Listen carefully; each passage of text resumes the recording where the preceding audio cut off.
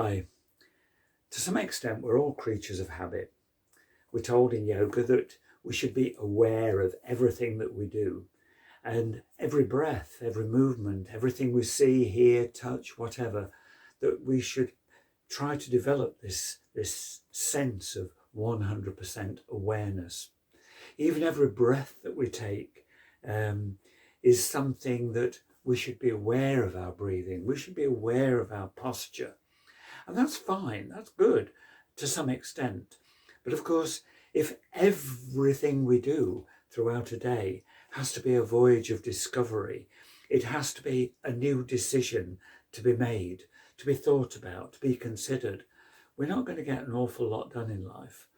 And so habits do have this sort of useful attribute to them that, very simply, they save time.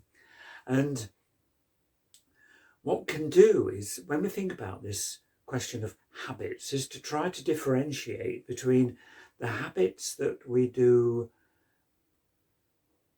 just out of habitual repetition, like scratching your face, pulling your ear, moving, having particular hand gestures, even saying the same thing, calling people, all people, by a familiar name that may not always be appropriate, but we just do it out of habit.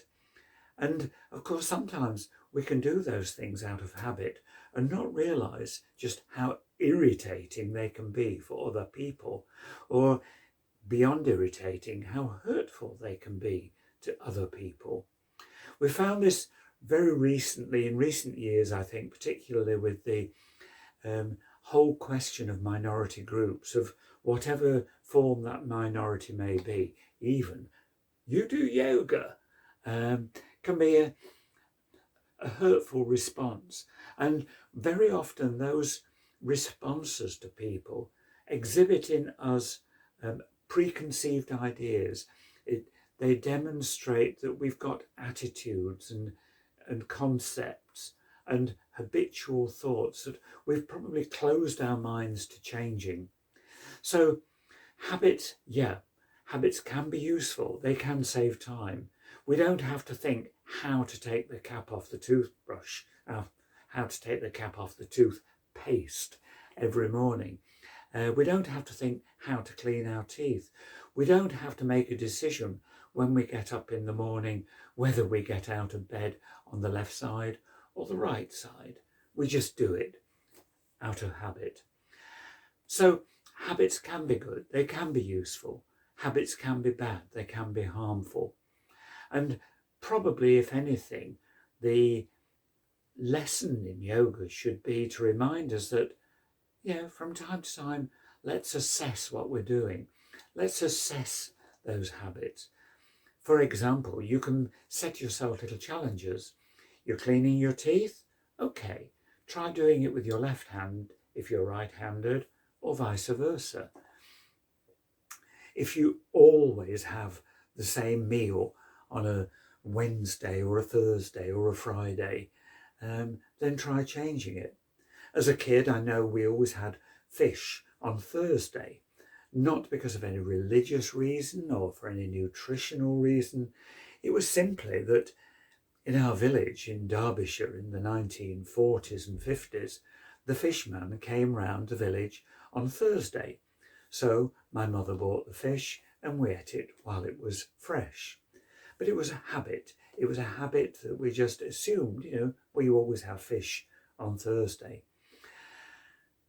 And so a little challenge in yoga is to think of your habits. Try to think of what you might do on a regular basis, just habitually. Can you change them? Of course you can change them. It may take time, it may take effort, but it's worth having a go. And sometimes just by changing the way that you do one thing, it may well open up a whole new raft of ideas of what you can do. By taking a different routes between home and work, or shopping, or picking up the kids, or whatever, can open up new vistas.